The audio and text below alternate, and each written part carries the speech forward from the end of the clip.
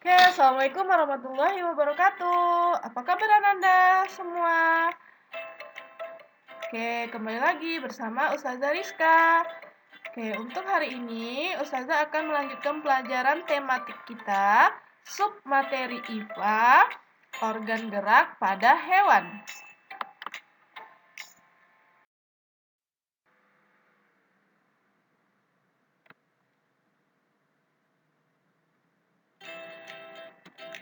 Oke, sistem gerak. Nah, ciri makhluk hidup adalah bergerak. Nah, jadi salah satu ciri makhluk hidup itu adalah bergerak. Nah, siapakah makhluk hidup? Makhluk hidup itu adalah kita, manusia, kemudian ada hewan, dan juga ada tumbuhan. Nah, apa sih bergerak? Bergerak adalah berpindah tempat atau perubahan posisi sebagian atau seluruh bagian dari tubuh. Nah, contohnya nih, kalau berlari, kita kan berpindah tempat tuh. Misalnya kita berlari dari RSUD, kemudian kita berlari sampai ke sekolah kita Cendekia. Nah, itu kan berubah tempat dari awalnya kita di RSUD, kemudian kita jadi sampai ke Cendekia.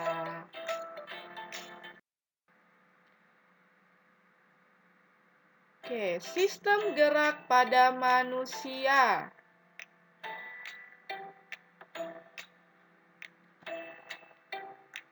Oke. Sistem gerak pada manusia terbagi atas dua, tulang dan juga sendi. Nah, tulang merupakan organ gerak pasif. Kenapa pasif? Karena tulang itu lebih statis, dia tidak bergerak, dia keras. Jadi tulang ini bisa bergerak kalau dibantu dengan sendi. Nah, sendi ini adalah organ gerak aktif. Kenapa aktif? Karena dia lebih bersifat fleksibel. Dan sendi ini merupakan pelekat antara tulang yang satu dengan tulang yang lain. Jadi yang membantu pergerakan tulang adalah sendi. Contoh sendi yang lebih mudah ya. Contohnya sendi engsel. Misalnya pada siku. Nah, siku kita kan bisa kita gerakkan ke atas, ke bawah seperti kita melakukan olahraga barbel. Nah, jadi di situ ada sendi yang membantu pergerakan tulang.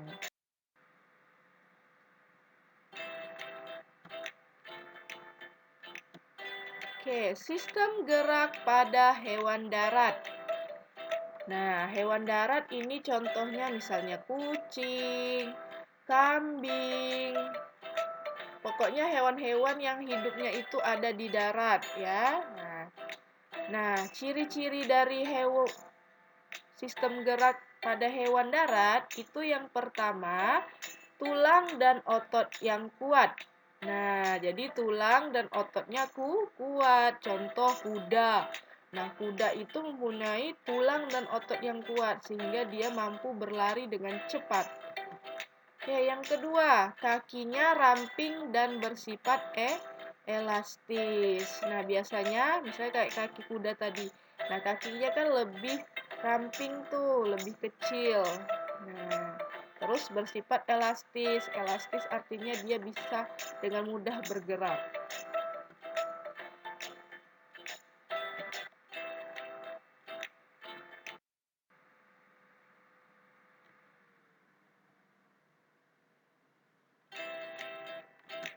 Oke, sistem gerak pada hewan air. Yang pertama, ciri-cirinya, massa jenisnya kecil dan gaya angkatnya besar. Nah, ini maksudnya makanya hewan-hewan di air itu dia mampu berenang dan mampu dia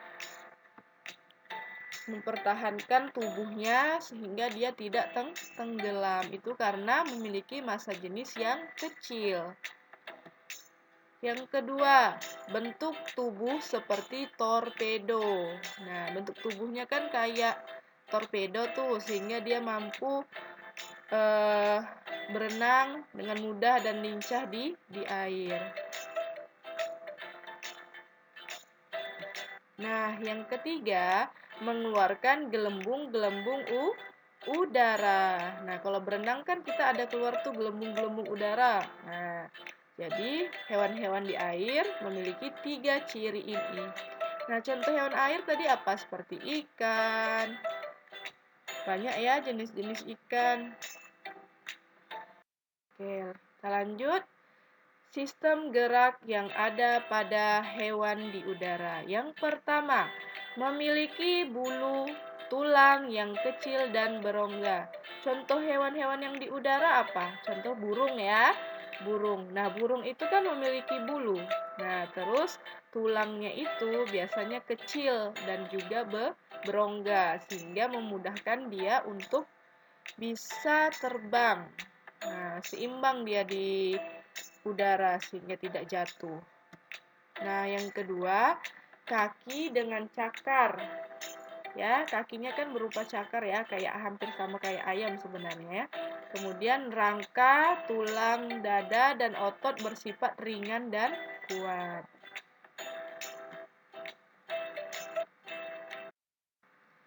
Oke, sekarang sistem gerak pada amfibi. Nah, apa sih hewan amfibi? Amfibi adalah hewan yang mampu hidup di dua alam, yaitu di darat dan juga di air. Contohnya apa? Katak. Kenapa katak bisa hidup di darat dan juga di air? Nah, kalau misalnya di darat, katak itu kan mampu bertahan karena dia bernapas dengan paru-paru. Sedangkan kalau di air, dia juga mampu bertahan karena dia memiliki kulit yang lembab. Nah, jadi katak itu kalau misalnya katak kan dimulai dari kecilnya telur berudu ya. Nah, berudu. Nah, waktu dia berudu itu dia bernapas seperti ikan. Nah, menggunakan insang. Oke, sekarang apa ciri-ciri dari sistem gerak pada hewan amfibi? Yang pertama, memiliki dua tungkai depan dan dua tungkai belakang. Nah, dua tungkai ini maksudnya seperti kaki. Nah, jadi dua kaki depan dan juga dua kaki belakang. Oke, ciri yang kedua. Jari tungkai depan berjumlah 4 dan jari tungkai belakang berjumlah 5 buah. Nah, jadi jari kaki depannya itu biasanya berjumlah 4 dan jari kaki belakang biasanya berjumlah 5. Oke, kemudian tungkai belakang memanjang dan digunakan untuk melompat. Jadi kaki bagian belakang itu lebih panjang dibandingkan yang depan. Nah, fungsinya untuk melompat. Makanya katak itu dia bisa melompat. Oke, sekarang sistem gerak pada hewan berdasarkan ada atau tidaknya tulang belakang. Yang pertama ada vertebrata. Vertebrata adalah hewan yang memiliki tulang belakang. Ya. Nah, contoh hewan vertebrata yang pertama adalah ikan. Nah, ikan ciri-cirinya sirip berpasangan di dada, perut, sekitar anus. Kemudian sirip punggungnya berfungsi untuk pertahanan diri. Nah, oke, ini. Jadi kalau misalnya Ananda pernah lihat orang tuanya membersihkan ikan, pasti ada nih. Nah, dijumpai di punggungnya, di ekornya. Nah, di sini juga ada, di bawah ada, di samping-sampingnya juga ada. Ini namanya sirip. Nah, sirip inilah yang membantu pergerakan pada ikan. Jadi sirip itu ada sirip punggung. Nah, sirip punggung yang depan yang pertama, ada sirip punggung yang kedua, yang di belakang yang kecil. Kemudian yang ini sirip ekor. Nah, sirip ekor ini fungsinya biasanya untuk membantu mempermudah pergerakannya lebih laju. Ya, kemudian di sini ada sirip dubur. Nah, kemudian ada sirip perut dan juga ada sirip dada.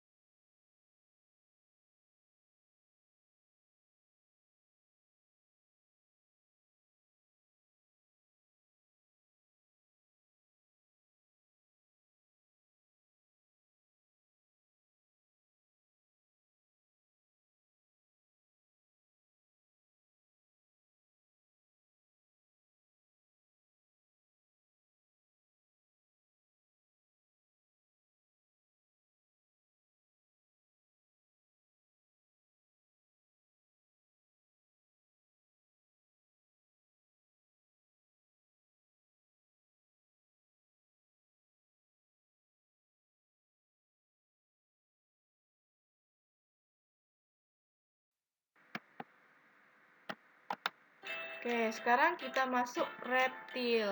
Nah, reptil ini adalah hewan-hewan yang contohnya seperti ular, kadal, ya. Nah, jadi di sini ciri-cirinya memiliki ruas-ruas tulang belakang melekat pada tulang rusuk, kemudian ototnya bekerja pada tulang dan kulit. Nah, kerjasama antara otot, tulang, dan kulit membuat reptil ini, contohnya seperti ular, dapat bergerak. Nah, jadi berarti di sini sistem gerak pada reptil itu adalah menggunakan tulang, ya, menggunakan tulang. Nah, ini tulang-tulangnya. Ada tulang belikat, tulang belakang, tulang panggul, tulang paha, telapak kaki, ruas jari, betis, rusuk, tulang jari. Nah, hampir sama seperti manusia, ya. Oke, sekarang sistem gerak pada burung. Nah, ini contohnya pada burung merpati, ya. Rangka sayapnya itu ringan tetapi kuat. Nah, rangka sayap yang ringan inilah yang membantu burung dapat terbang. Kemudian diperkuat oleh tulang dada dan otot-otot yang kokoh. Ekor berfungsi untuk mengendalikan gerakan burung saat terbang. Berarti di sini sistem gerak pada burung itu menggunakan tulang dan otot. Berarti sama seperti manusia, menggunakan tulang dan otot. Oke, Assalamualaikum warahmatullahi wabarakatuh. Apa kabar Anda semua? Oke, kembali lagi bersama Ustazah Rizka. Oke, untuk hari ini Ustazah akan melanjutkan pelajaran tematik kita, submateri IPA, organ gerak pada hewan.